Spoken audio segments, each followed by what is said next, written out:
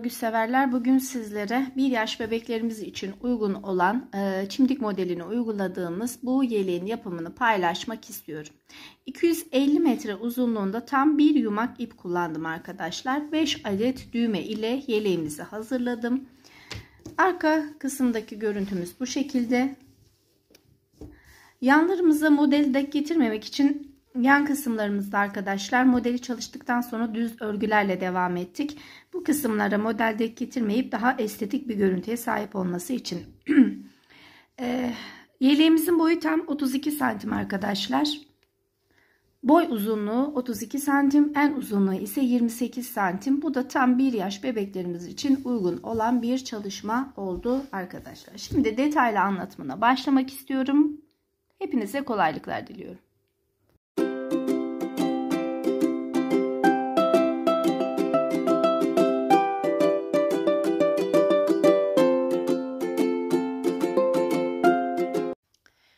Evet arkadaşlar, yeleğimizi detaylı bir şekilde anlatmaya başlayabiliriz. Benim elimde mevcut bulunan iplerimden altın ilmek anti peeling özellikle ipten kullanmak istiyorum. 250 metre uzunluğunda arkadaşlar ve 1 yaş bebeklerimiz için çalışacağımız bir örnek olacak. 5 adet düğme kullanacağız ve 3,5 numara şiş ile hazırlayacağız yeleğimizi. Şimdi şişime toplamda 76 ilmek takarak başlamak istiyorum.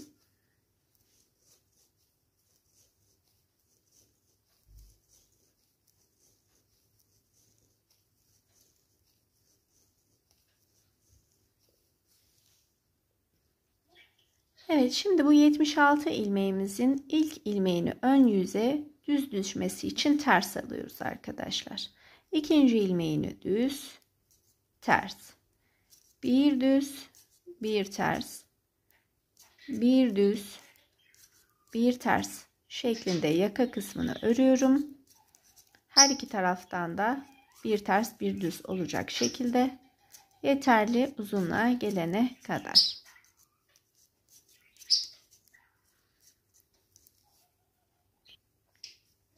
Son 3 ilmeğimiz kaldı. Düz, ters ve son ilmeğimizi de yine düz olarak bitirmiş olacağız arkadaşlar. Dönüşte ilk ilmeğimi örmeden almak istiyorum.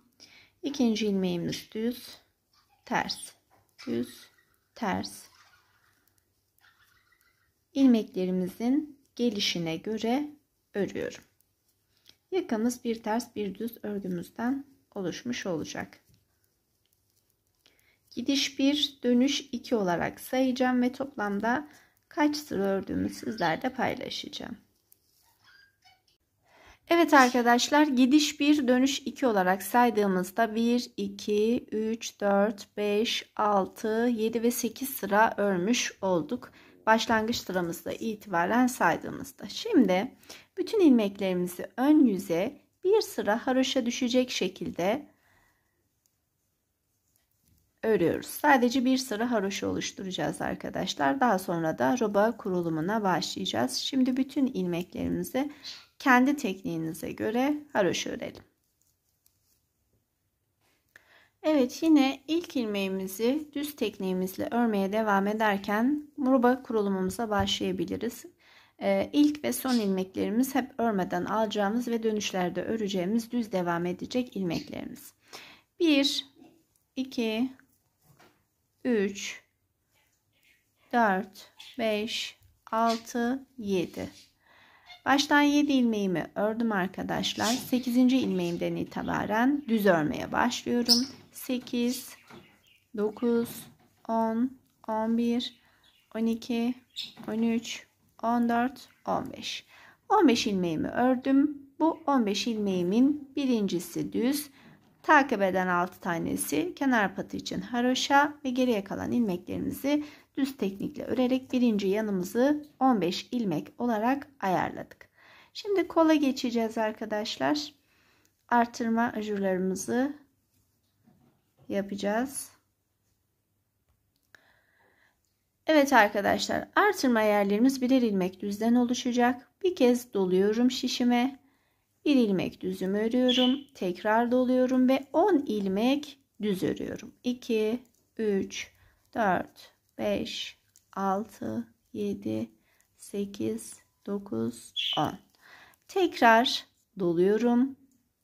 Bir ilmek düz örüyorum. Tekrar doluyorum ve 22 ilmek arka beden sayım. 2, 3, 4, 5, 6, 7,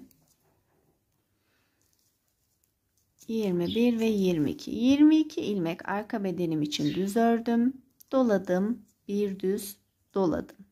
Diğer kolumuz için 2, 3, 4, 5, 6, 7, 8, 9, 10.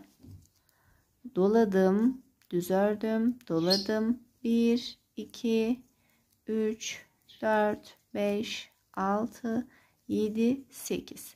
8 ilmeğimi düz ördüm. 2 ilmeğimi haroşa ördüm. 5 ilmeğim kaldı. Şimdi 2 ilmeğimi birlikte alarak bir kesme yapıyorum ve doluyorum. Bu birinci ilk olacak. 2 ilmeğimi haroşa ördükten sonra son ilmeğimi örmeden soldaki şişime takmış oldum. Dönüşlerde bu ilmeğimizi öreceğimizi söyledik. Şimdi bu ilmeğimi düz olarak alıyorum. 6 ilmeğim haroşa.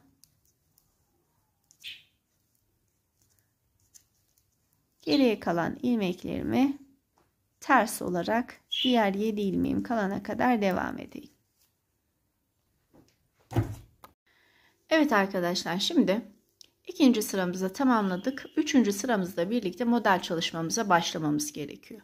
Kenar ilmeğimi alıyorum. 6 ilmek haroşamı örüyorum. Baştan düz ilmeklerime geldiğimde 1, 2, 3. 3 düzümü örüyorum. Şişime bir kez doluyorum arkadaşlar. Takip eden 3 ilmeği birlikte alarak bir kesme yapıyorum. Daha sonra tekrar doluyorum. Ve 1, 2, 3, 4 düzümü ördükten sonra artırma kısmıma geliyorum ve bir kez doluyorum. Bir ilmek düz örüyorum. Tekrar doluyorum. Şimdi kol kısmımıza geldik arkadaşlar. Kol kısmımız için baştan ilk etapta 3 ilmeğimi düz ördüm. Bir kez doladım. 3 ilmeğimi birlikte alarak bir kesme yaptım. Tekrar doladım. Arada 1, 2, 3 ilmeğimi tekrar düz ördüm. Daha sonra tekrar doladım. Yine 3 ilmeğimi birlikte alarak bir kesme yaptım. Ve yeniden doladım. Doladıktan sonra 2 düzümü ördüm. Şimdi artırma kısımdayım. Ajurlu kısımda. Doladım. Bir düz doladım.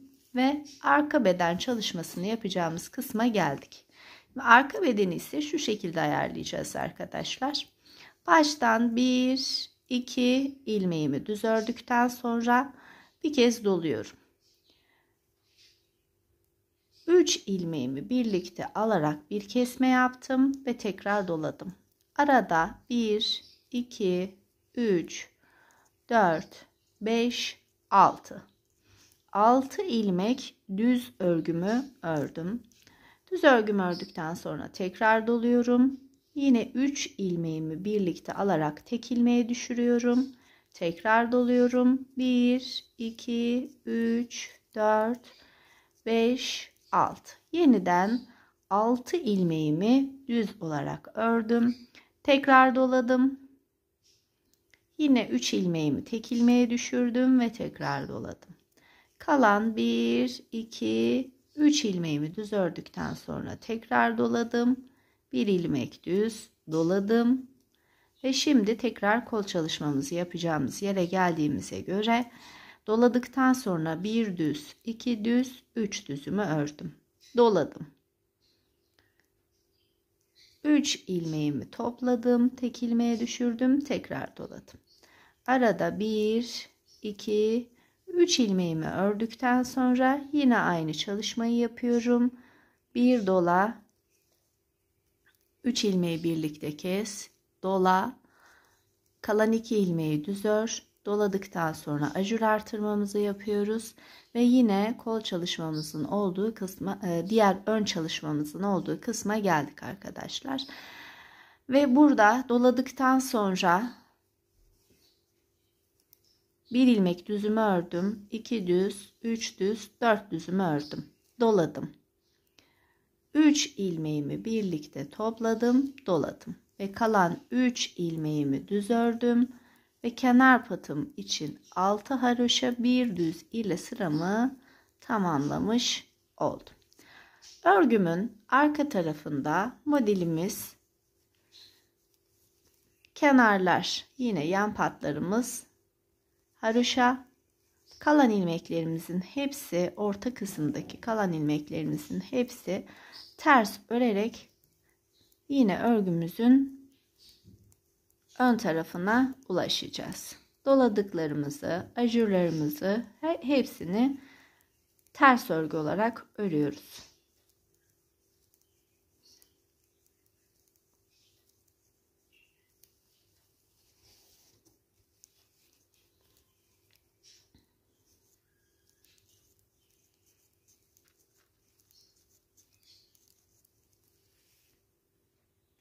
Evet arkadaşlar, şimdi birinci sıramızı tamamladığımıza göre ikinci sıramıza başlayabiliriz. Yine ilk ilmeğimizi düz olarak aldıktan sonra 6 ilmeğimi haroşa olarak örüyorum. 1, 2, 3, 4, 5, 6, 7, 8, bu kez 9 ilmek düz örüyorum. Bir kez doladım. Bir ilmek düz, tekrar doladım.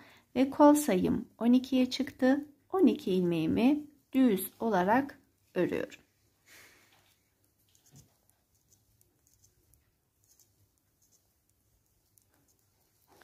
ilmeğimi düz ördükten sonra tekrar doluyorum. Bir ilmek düz doladım ve arka beden sayım 24'e çıkmış oldu. 24 ilmeğimi düz olarak örüyorum. Evet, 24 ilmeğimi de düz ördükten sonra doluyorum. Bir ilmek düz, tekrar doluyorum ve 12 ilmek tekrar diğer kolumuz için düz örüyorum. Ve diğer yanımıza geldik. Yine doladım, bir ilmek düz ördüm, doladım. 9 ilmek düzümü örüyorum.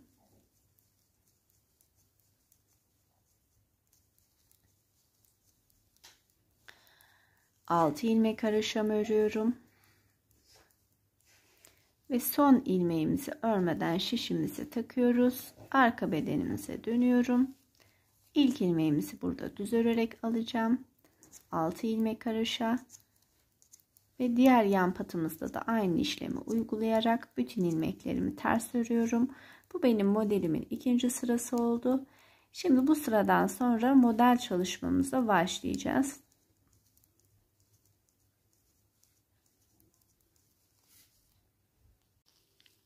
Evet arkadaşlar, model çalışmamızı yaptıktan sonra tekrar ön yüzümüze döndük. Kenar patlarımızı ördük. Bu sırada herhangi bir işlem yapmıyoruz. Sadece ajur artırmalarımıza dikkat ederek örgümüze devam ediyoruz. Ajur artırma kısmına geldim. Sadece düz örgüden oluşuyor. Gördüğünüz gibi artırma yapacağım yerde bir dola, bir düz, bir dola. Kol ilmeklerime geçmiş oluyorum. Kol ilmeklerimi de tamamen düz olarak örüyorum.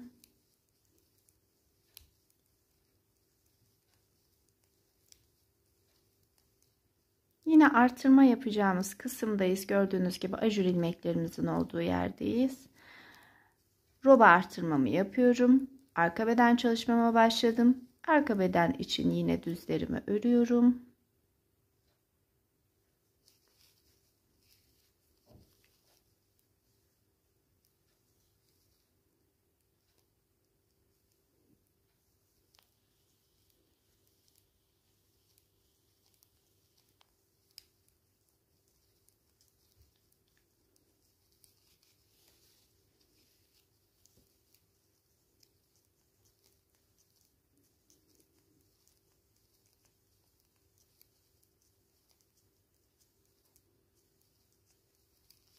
Gördüğünüz gibi yine ajur artırması yapacağımız yerdeyiz. Diğer kolumuza geçiyoruz. İkinci kolumuz.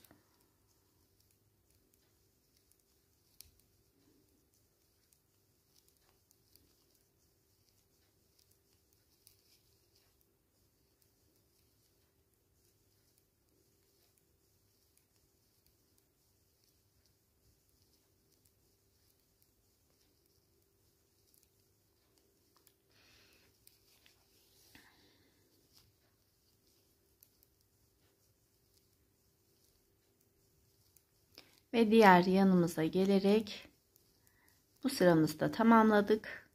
Bir sıra model çalışacağız. Bir sıra sadece düz ve ters örgüden oluşacak bir model çalışmamız. Arka tarafta yine ters örgülerimi örüyorum.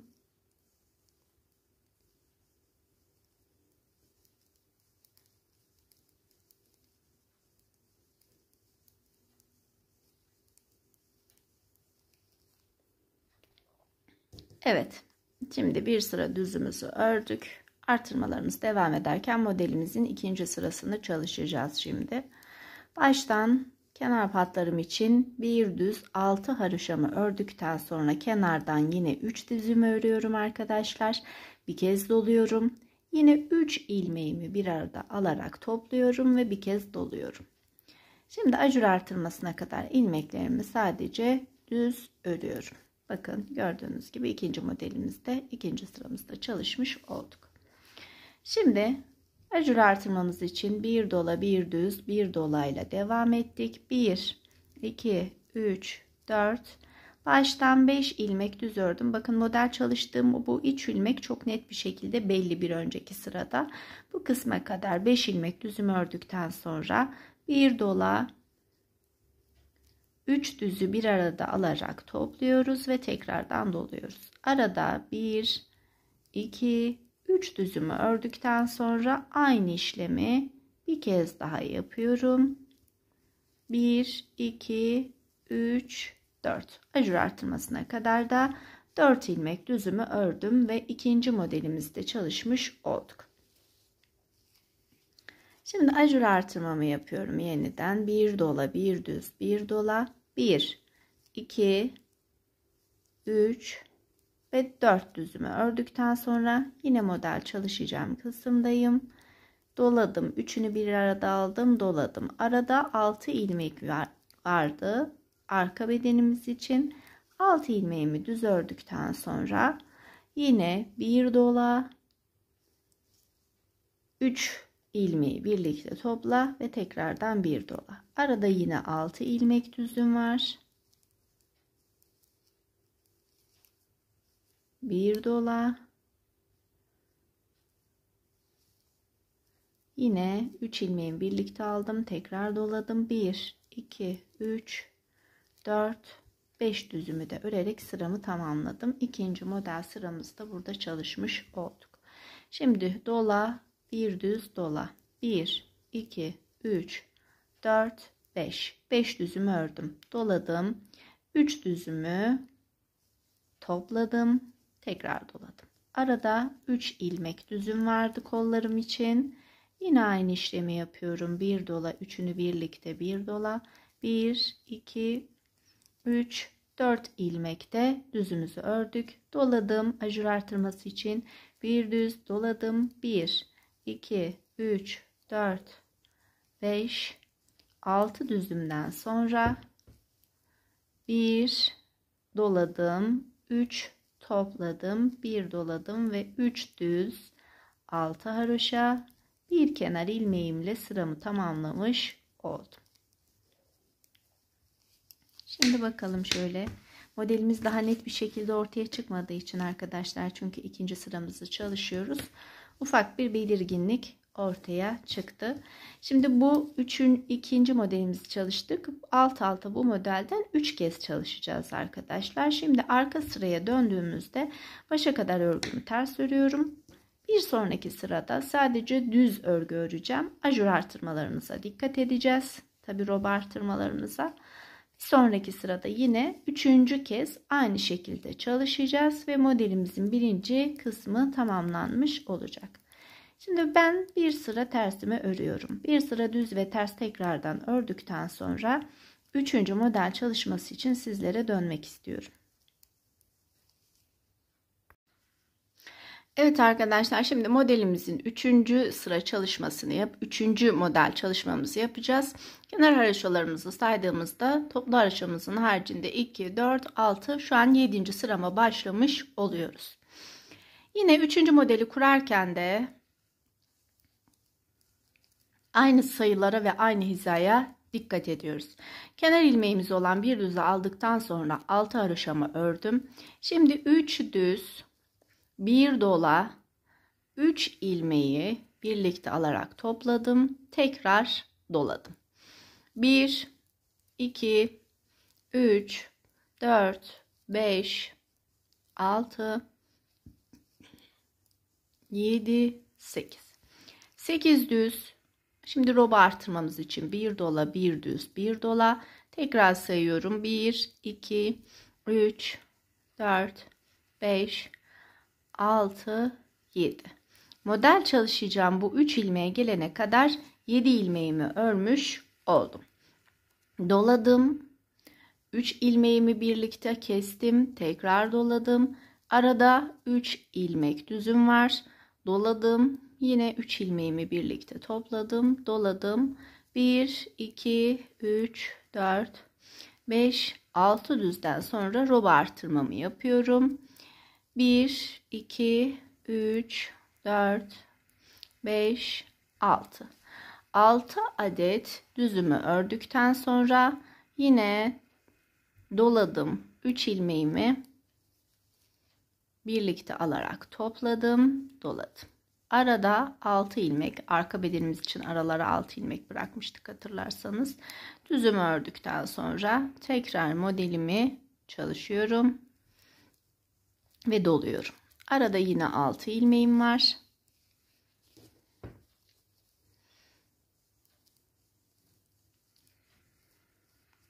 Dola. Üçünü birlikte topla. Dola. 1, 2, 3, 4, 5, 6, 7. Tekrar roba artırmasındayım. Ve tekrar 2 adet model çalışacağım kısımdayım arkadaşlar. Model çalışacağım kısma göre doladıktan sonra 3, 4, 5, 6, 7 düzümü ördüm. Doladım. Üçünü birlikte aldım. Doladım. 1, 2, 3 arada düzümü ördüm. Tekrar modelimi çalıştım. Ve doladıktan sonra 4, 5, 6 düzümü tekrar roba artırmasına kadar ördüm. Doladım, bir düz doladım. Tekrardan 3, 4, 5, 6, 7, 8 düzümü ördükten sonra son modelimi de çalışıyorum burası için. Doladıktan sonra 3 düz, 6 haroşa,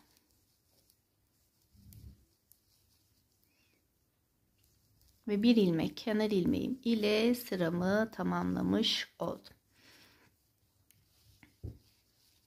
Şimdi arkada ne yapıyorduk? Sadece kenar ilmeklerin kenar patlarımızdan sonra ters örüyorduk. Bu ters örgümüzü örelim. Tekrardan ön yüze, baş kısmımıza dönmüş olalım örgümüzde.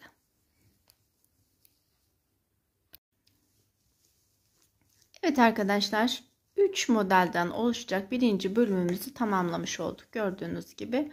Şimdi 2 sıra boyunca herhangi bir model çalışması yapmadan sadece düz örgümüze devam edeceğiz. Gidiş 1, dönüş 2, gidiş 1, dönüş 2 olarak düşündüğümüzde 4 sıra. 2 sıra düz, 2 sıra ters düşündüğümüzde ise ikişer sıra, yani şuradaki haroşamız 2, 4, 6, 7, 9 haroşa olana kadar sadece düz örgü öreceğiz ve roba artırmamız aynen devam edecek. Buradaki roba artırmasına dikkat ederek sonra çaprazlama yaparak tekrar model çalışmaya başlayacağız arkadaşlar. Her 3 modelden sonra çaprazlama yapmamız gerekiyor. Şimdi kenar patımı ördükten sonra sadece düz örgülerimi örüyorum ve roba artırmalarına dikkat ediyorum.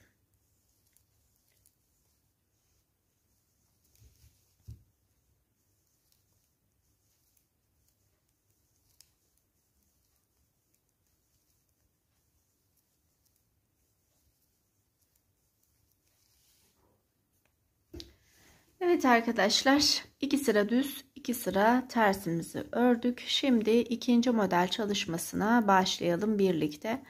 Yine kenar patımı ördükten sonra bu kez baştan 6 ilmek düzümü örüyorum. 1, 2, 3, 4, 5, 6. Doladım. Yine aynı şekilde 3 ilmeği topladım, doladım. Daha sonra 3, 4, 5, 6, 7, 8 tane düzümüz kalmış oldu kenarda ve 8 tane düzümüzü de ördük. Rob artırmamı yapıyorum. Ve şimdi kolumuza geldik model çalışmamızda. Şimdi arkadaşlar bu modelimizin sağına, soluna ve ortasına koymak istiyorum çalışmayı. Bunun için şuradaki 3 ilmeğime model çalışacağım. O 3 ilmeğime kadar ki olan kısımda ise 3, 6, 1 ilmekte 7 ilmeğimi düz örüyorum. Şimdi tekrar göstereyim rob artırmasından sonra. Doladım. 1, 2, 3, 4, 5, 6, 7. 7 ilmek düzümü ördükten sonra şu modelimizin sağ tarafına denk gelecek şekilde doladım. 3 ilmeğimi birlikte aldım. Doladım. 1, 2, 3 ilmek tekrar düz ördüm. Şimdi tam ortaya gelecek şekilde doladım. 3 ilmeğimi birlikte aldım. Doladım. 1, 2, 3 düzümü ördükten sonra bir model daha çalıştım. Kollarımız bu 3 modelin sonunda artık kesmeye gideceğiz arkadaşlar. Onun için kollarımızda başta 2 tane model olacak. İkinci modelimiz ise 3 tane yan yana olmuş oluyor. Doladıktan sonra ise 1, 2, 3, 4, 5, 6 düzümü ördükten sonra rob artırmamı yapıyorum. Şimdi bakalım arkadaşlar, 6'şer ilmek arayla model çalışması yapmıştık arka bedenimiz için. Evet, tripodumuza dikkat ediyoruz. Evet, şimdi rob artırmamızdan sonra bir kez doladım. 1, 2, 3, 4 düzümü ördüm arkadaşlar. 4 düzümden sonra şöyle hesap edeceğim. Arada 3 ilmeğimi kullandıktan sonra 6 düz örmem gerekiyor. Bunun için doladım. Modelimi çalışıyorum. Yani 3 ilmeğimi birlikte topladım. Bir kez doladım. 1, 2, 3, 4, 5, 6 ilmek düzümü ördüm. Tekrar doladım. Tekrar 3 ilmeğimi topladım. Tekrar doladım. 1, 2, 3, 4, 5, 6 ilmek daha düz ördüm. Doladım. Yine modelimi çalıştım ve tekrar doladım. Şimdi tekrar 6 ilmek sayıyorum. 2, 3, 4, 5, 6 doladım ve yine 3 ilmeğimi birlikte topladım, doladım. 1, 2, 3, 4, 5, 6 düzden sonra rob artırmamı yapmış oldum. Şimdi tekrardan gördüğünüz gibi kol çalışmamdayım arkadaşlar. Buraya kadar 6 doladıktan sonra 1 ilmek ördüm. 2, 3, 4, 5, 6, 7 düzü ördükten sonra modelimi çalışıyorum. Tekrar doladım. Şimdi 1, 2, 3 ilmeğimi ördüm. Kolum için doladım. Modelimi çalıştım. Doladım. 1, 2, 3 ilmeğimi ördüm. Tekrar modelimi çalıştım.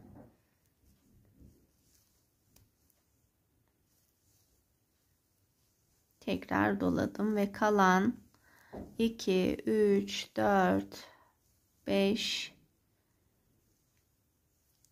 6 ilmek düzümü ördükten sonra roba artırmamızı yapmış olduk.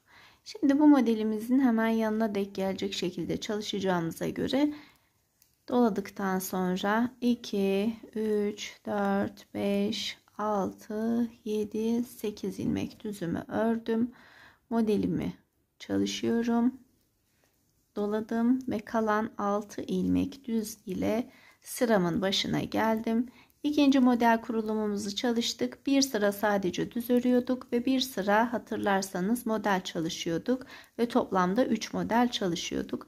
Aynı hizaya, modelimizin hizalarına, biraz önceki kurmuş olduğumuz modelimizin hizasına dikkat ederek 3 kez çalışıp gelelim. 3 kez çalıştığımızda artık robamızın uzunluğu oluşmuş olacak arkadaşlar. Ve tekrardan 2 sıra düz ilmeğimizi ördüğümüzde, düz örgümüzü ördüğümüzde 17 roba artırması oluşmuş olacak. Kollarımızı bedenimizden ayırarak sadece beden kısmıyla devam edeceğiz. İlik evi çalışmamızı ise her 11 diş haroşa arayla ilik evlerimizi açacağız. Birincisini birlikte açmıştık hatırlarsanız. Şimdi bakacağız 11. sıraya ulaştıysak ikinci ilik evimizi de açmamız gerekiyor.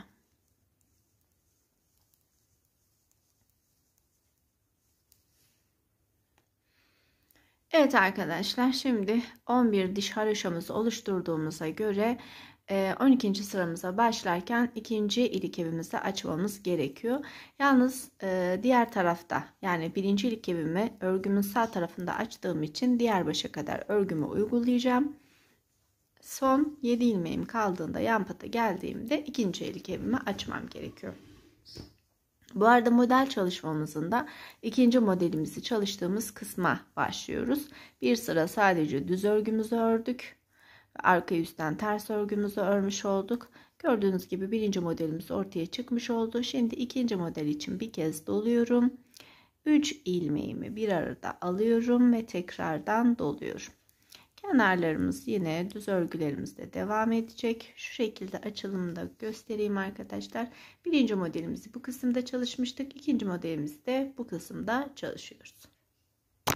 Evet, modelimizi uygulayarak başa kadar geldik arkadaşlar. Şimdi 1, 2 ilmek haroşamı örüyorum. 2 ilmeğimi bir arada alarak kesiyorum. Doladım. 2 haroşa ve bir kenar ilmeğimle sıramı tamamlamış oldum. Gördüğünüz gibi 11 sıra arayla ikinci ilik evimizi de açmış olduk.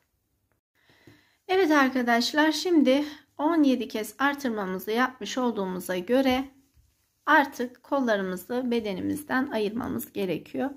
Bunun için baştan 7 ilmek kenar patlarımı örüyorum. Hem model çalışmasına başlayacağım ve burada hem kol çalışmasına başlayacağız arkadaşlar.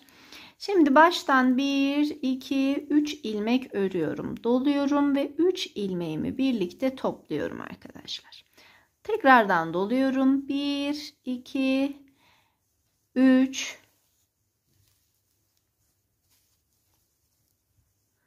4, 5, 6. Bu kez 6 ilmek arada ördüm arkadaşlar. Doladım, topladım ve doladım. Şimdi bu modelimizi çalıştıktan sonra kollarıma doğru örgümde ilerliyorum.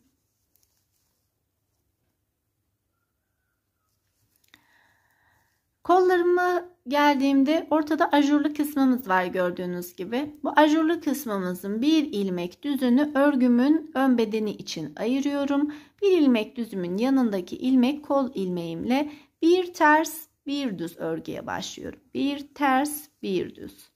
Bir ters bir düz şeklinde arka bedendeki ilmeğime gelene kadar örgümü ilerletiyorum. Bu arada kaç ilmekten oluştuğunu da sizlere söyleyeyim.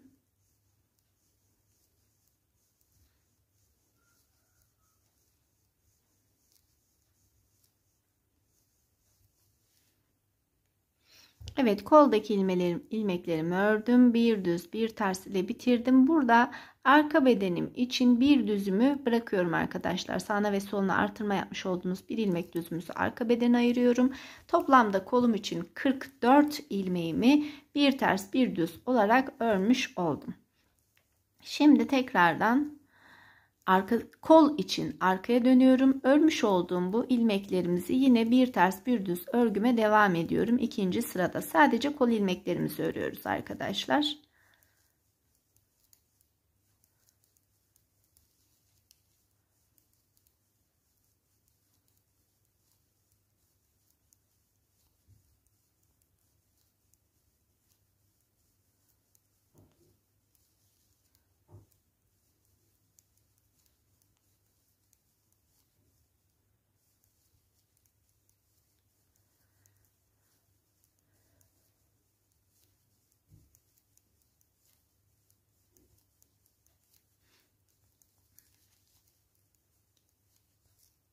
Yine bir tersimizi gördüğünüz gibi buradaki bir ilmeğimizi bırakıyorum. 44 ilmeğimi ördüm. Tekrardan kolum için arkasına ön yüze dönüyorum. Ve bir ters bir düz örgüme burada da devam ediyorum. Bu benim 3. sıram arkadaşlar. Gidiş 1, dönüş 2 olarak düşündüğümüzde şu an 3. sıramı örüyorum bir ters bir düz örgüde. Tekrar ön yüze döndüm arkadaşlar. Ve yine bir ters bir düz örgümüzü örüyorum.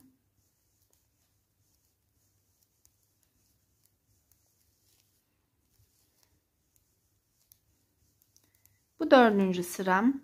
5 ve 6'yı öreceğim.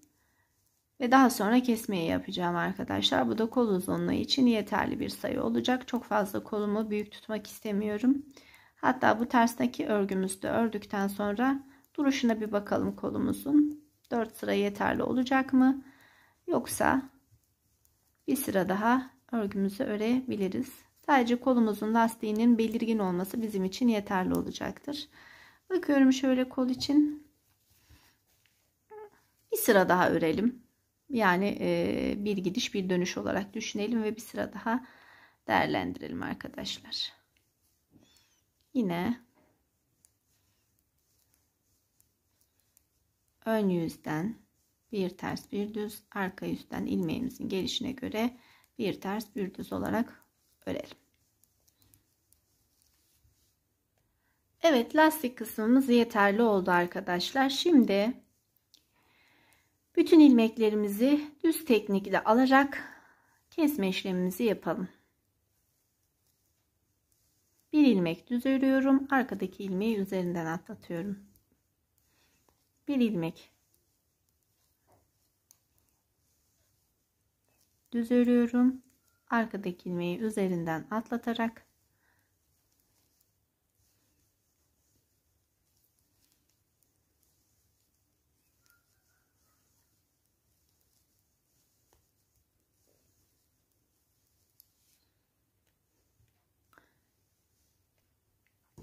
evet arkadaşlar, şöyle göstereyim. Gördüğünüz gibi bir ters bir düz örgümüzle kolumuzun kesmesini yaptık. Yalnız burada birleştirmemi yaparak devam etmek istiyorum ben. Son kesmemi yaptıktan sonra elime tığımı alıyorum. Son ilmeğimizi gördüğünüz gibi tığımıza taktım. Şimdi kolumuzdaki bu ilmeklerimizin en baştakini alarak sık iğne tekniğiyle birleştiriyorum. Şimdi tekrar bakın, ilk düzümü aldım, ikinci düzümü aldım, buradan ilmeğimi çıkardım ve çıkarmış olduğum ilmeğimi arkadaki ilmeğimin içinden geçirerek sık iğne tekniğini tekrar uyguladım. Tekrar yapalım arkadaşlar. Böyle birleştirerek gidersek örgümüz bittiğinde tekrar dikmek zorunda kalmayacağız. Gördüğünüz gibi yine sık iğne tekniğini kullandım. Yine bir sağdan bir soldan aldım ve tekrar sık iğneyi kullandım. Ve bunu toplamda kol altına gelene kadar bu işlemi 4 kez yapmış oldum ve böylelikle kolumuzu, şu ilmeğimiz çıkmasın, takalım. Bakın bu usulle kol altında birleştirmiş olduk. Kolaylık olsun diye. Şimdi bu ilmeğimi sağ şişime tekrardan alıyorum. Tam kol altında olduğum için burada ilmeğimin arasından artırma yaparak ilerlemek istiyorum arkadaşlar. Bu benim sağdaki ilmeğim. Bakın şu boşluktan bir ilmek aldım. Şu alttan bir ilmek daha. 2 kez de artırma yaptım. Ve düz örgümü arka bedenle geçişimi yapmış oldum. Hem artırmamızı yaptık, hem birleştirmemizi yaptık gördüğünüz gibi. Ve kolumuz ortaya çıkmış oldu. Şimdi en son modeli şu kısma uyguladık arkadaşlar. Bir sonraki çalışmamızda burada da uygulayabiliriz. Bakıyorum. 2, 4, 6. Her 6 ilmekten sonra kol altına model çalışması geldiği için kol altında modelimizi çalışmıyoruz.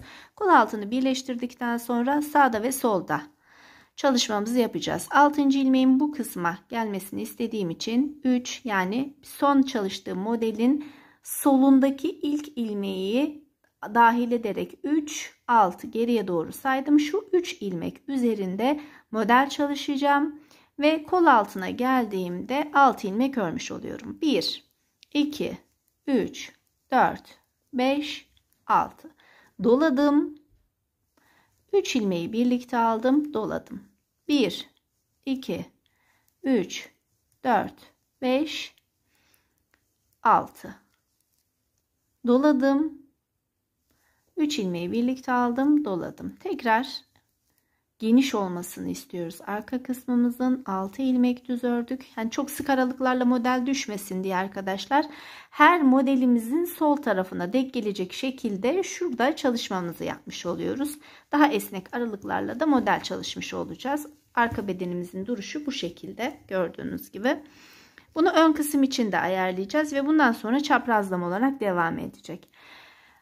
Yine modelimi çalışıyorum. Doluyorum. 6 ilmek sayıyorum. Doladım. 3 ilmek birlikte kestim. Doladım. 1, 2, 3, 4,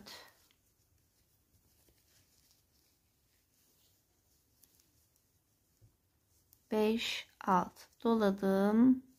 3 ilmek bir arada aldım, doladım. 1, 2, 3, 4, 5, 6. Şimdi tam model çalışacağım. Benim ajurlu kısma geldiği için arkadaşlar burada modelimi çalışmıyorum.